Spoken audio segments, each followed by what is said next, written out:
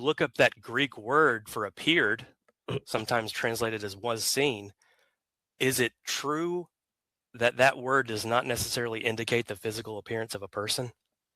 Yeah, that Yeah, of word by course. itself. Yeah, that word Okay. by itself would not indicate that. Yeah. Part 1, the hook. Christian apologists love to use 1 Corinthians 15 as their absolute best, earliest evidence for the bodily resurrection of Jesus. But there is a massive problem. The Greek word used for appeared, aphthe, is totally ambiguous and is often used for non-physical visions. The host just admitted it. That word by itself would not indicate a physical appearance. And since the appearance to Paul is described as a vision from heaven, and he uses the same verb aphthe for every appearance in the list, then one can read the text as implying they were all the same type of appearance. Watch what happens next. That's Yeah, fine. so But think about what we're doing here. Let me give you an analogy here. Okay. So if I said, yeah, I talked to you, I saw you. Let's say your camera was on. I saw you. I also saw my wife today. I saw my parents. I just gave you a list of people I saw. Does that mean the way I saw all of these people is necessarily going to be the same? No, because I saw you through a computer. Just giving a list of things that appeared doesn't mean those appearances all have to happen in the exact same way. Yeah, I agree with that, but you still need to establish that these were veridical appearances of a resurrected body, and I haven't seen anything in 1 Corinthians. Part 2. The apologist defeats his own argument.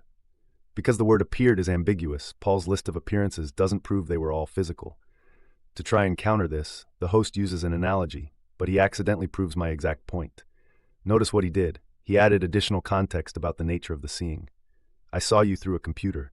That context is precisely what is missing from 1 Corinthians 15. We simply do not know the mode of seeing. The host's own analogy concedes the text is ambiguous. I will explain it again. That which died is that which was buried, which is a body, and then that which was buried is that which was raised. That which was raised is what appeared.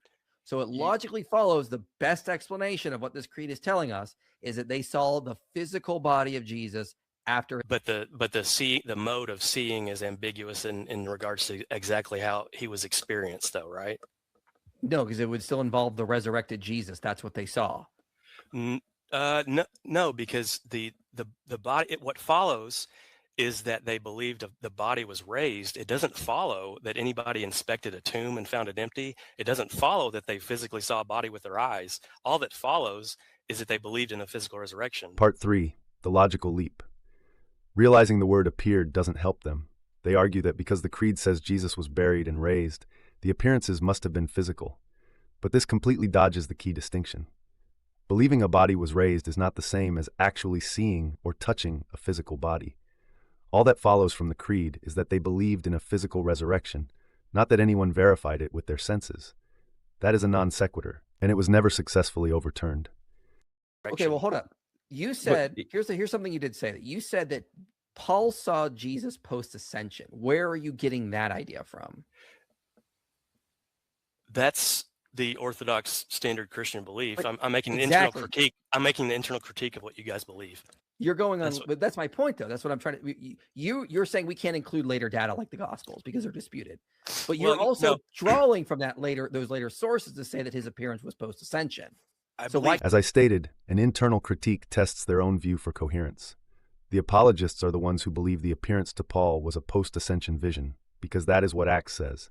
It doesn't matter what the skeptic thinks about the reliability of later sources. Furthermore, I didn't even need Acts, because Paul says Jesus is in heaven in his own letters. Watch the host have to admit this. Can't we also draw from them? Jordan, we're still doing this thing. You're getting the ascension from later texts. If you're getting the ascension from later texts, you're using them as authoritative on things that define the references. Paul talks about Jesus being in heaven. He talks about it. Fine. So he's in heaven. He's in heaven per Paul's. Part 4, the internal critique and the ascension trap.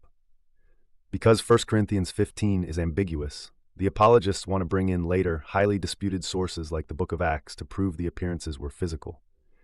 When I point out that Paul's vision was a post-ascension vision from heaven, they think they've caught me in a double standard. We don't make a case just from 1 Corinthians that we can prove the resurrection. This is just, we use that as data. Okay, so we know they appeared to groups of people, But then we're going to use things like I mentioned, like the early sermons in Acts. We're going to use data from the Gospels, like I did when I gave the presentation at the start of this. We're going to use other data that we can use. 1 Corinthians 15 and try to get to Acts and actually just start giving gospel reliability arguments, right? Because all this guys is good. And then He's like, oh yeah, the ascension. Yeah, okay, well we can use the ascension then. No, right. But the moment I start trying to get into it, he doesn't want to talk about gospel reliability. Right. We can't talk about that because that's later sources. But we Part 5, fleeing to later sources and shifting the burden, the grand finale. If the creed in 1 Corinthians 15 wasn't ambiguous, then why are they having to appeal to the later Gospels and Acts so many times to defend the resurrection? Because they know the earliest text isn't enough. Listen to their frustration when I won't let them change the subject to later sources. When cornered on this, what is their only defense? They demand that I provide an alternative theory. What I want from you is I want an alternative. So if Jesus didn't if Jesus didn't resurrect, what is the better explanation of all the available data that we have? The skeptic does not need a theory if the evidence on the table is insufficient. Imagine this in a courtroom. The prosecutor says, the defendant murdered the victim. The defense says, your evidence doesn't prove that. The prosecutor fires back, well, what's your explanation for the death? But the defense doesn't need one. You need to prove your claim. When you bear the burden of proof, your opponent doesn't need a competing theory.